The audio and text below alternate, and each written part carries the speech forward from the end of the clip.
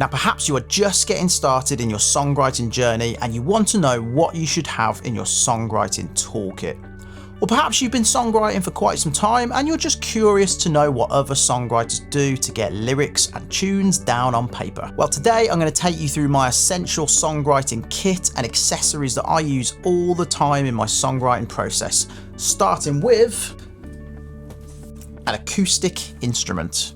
Now, this may be controversial with today's digital offering. Many people write songs now solely within their DAWs or digital audio workstations, using sample packs, MIDI controller, essentially never going near one of these. But I just think you can't beat the simplicity of a real instrument. You can take it anywhere, within reason, any room of the house, whether I'm in the cabin, whether I walk down into the garden, if I'm away camping, perhaps not to the delight of other campers, but in theory, I could take this with me and write songs wherever I go. I think an acoustic instrument forces you to finish a song there and then, because unless you're capturing it in some form of recording, be that recording software or just a phone memo, otherwise there's every possibility that if it's just an initial idea, you won't remember it the next day. So sitting down with an acoustic instrument, be it a guitar, a piano, a ukulele, whatever it is, forces you to sit down and really commit to an idea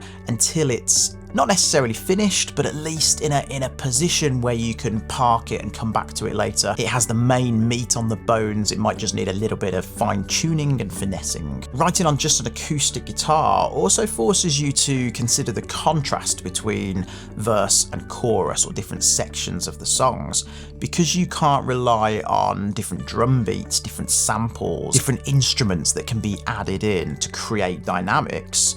You really have to think about how a chorus differentiates from a verse if only being played on an acoustic instrument. There's just something intuitive and comfortable about sitting down late at night with an acoustic guitar in hand, coming up with different ideas and building them into the beginnings of a new song. So my essential item number 2 is a notepad and a pen. Again, this may be old school and perhaps less efficient than today's digital offerings, but I just love to physically write things down with a real pen and a real notepad. Something about it being tangible, about instant results when you write on it. You can pick it up and carry it around. If it's small enough, you can pop it in a pocket, if not in a bag. I think the beauty is it forces you to commit. When you physically put ink on paper, it's permanent. I mean, sure, you can cross it out, you could use some Tipp-Ex, you can rip the page out, but it's harder to do that than perhaps on a laptop typing or a notepad on your phone. When you commit words to paper with a physical pen and a physical notepad, it forces you to really think about what you're writing and whether it's worth keeping. I think when you're writing on a laptop or digital tools, to some extent, anything you write can be edited, anything that you write can be deleted. So sometimes our writing can be a little lukewarm. It lacks commitment, but when you write physically, it forces us to go all in. And I'd also encourage you to get a nice notepad and a decent pen. And by decent, I really don't mean expensive. This is a Sharpie gel pen, if you can see that. I think probably a pack of 3 for around £3 on Amazon. This one is from Paperchase, and again, I'm going to say £7, maybe, I don't know. But it's a nice notepad. It feels good to use. The paper feels quality, and the pen it writes nice. I feel creative using it. So item number 3 is the voice memo app on my phone. So I don't know if you can, that one, there we go, open it up, and we've got loads of recordings in the voice memo app on my phone. So I started using this at first around 5 or 6 years ago, and it really is a complete game changer. So my songwriting process used to be 100% on an acoustic guitar, and I would sit with a pen and paper, acoustic guitar, first 2 important essential songwriting pieces of kit, and I'd write an entire song start to finish, and I'd then perhaps record it into my recording software. Now, every single idea, be it fantastic or stupid, goes into the voice memo app on my phone. I can be out for a walk, I can be on a train, it gets recorded into the voice memo app. And I'm talking for the most part just silly, useless mumblings of little ideas that pop into my head. Some of them may have melodies and tunes to them.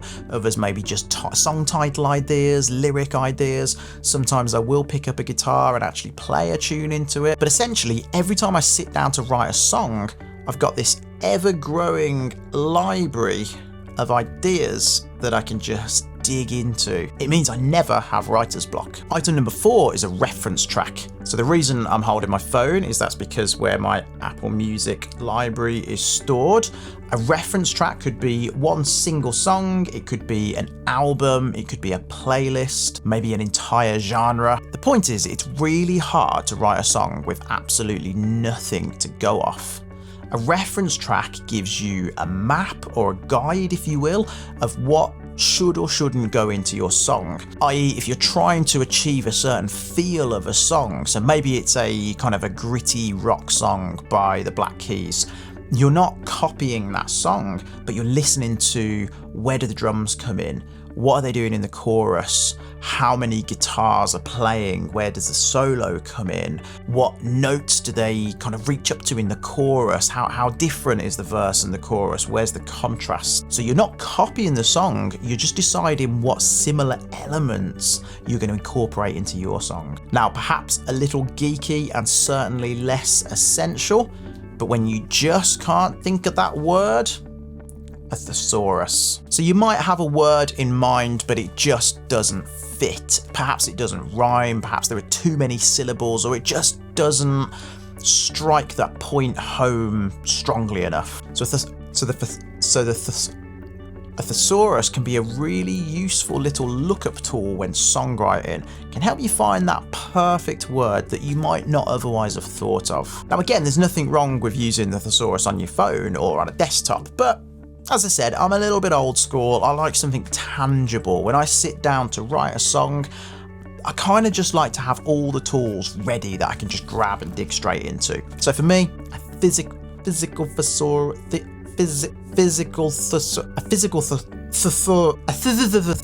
so for me, a physical thesaurus does the job.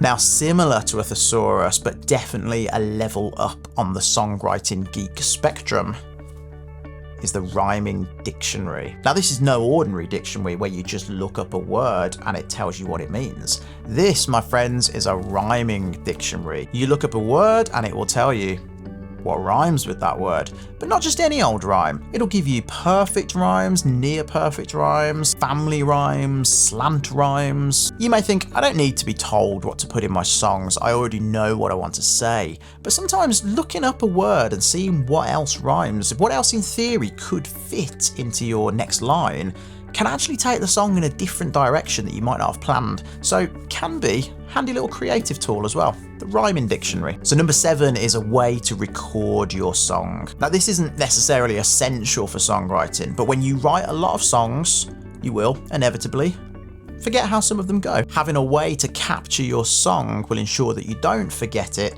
and you can come back and develop it another day. Now this could be full recording software, but for the sake of songwriting simplicity, I'm going to come back to the humble voice memo app on the phone you have in your pocket. Once you have a complete song, or near enough complete, give it a once through just on acoustic guitar and dodgy vocals, but at least you'll have a recording of it you can come back to at a later stage. And lastly, a good craft beer just to help establish the environment. Again, not essential, but for me, having the environment just right goes a real long way. Now, this isn't necessarily about the alcoholic content enhancing your creativity. You'll notice mine is actually alcohol-free. That's because it's a weeknight and I'm trying to look after my gut. The point here is whether alcohol, non-alcoholic, it could be coffee, it could just simply be water if that helps your head to feel refreshed and lightened. But it's about having something that once open or poured symbolizes game on.